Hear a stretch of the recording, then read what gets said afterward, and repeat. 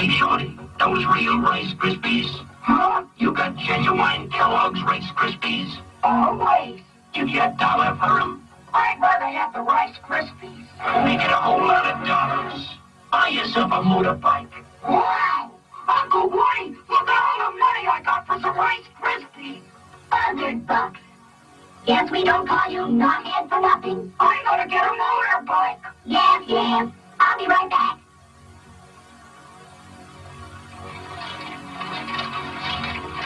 It looked mighty good, but no snap, no crackle, no pop. I've been swindled with fake Rice Krispies. Clean up your house, mister, for a quarter of these Rice Krispies. It's a deal. Here you are, knothead. Start saving up for your motorbike. Wow! It's gonna be a Rice day. Swindled again.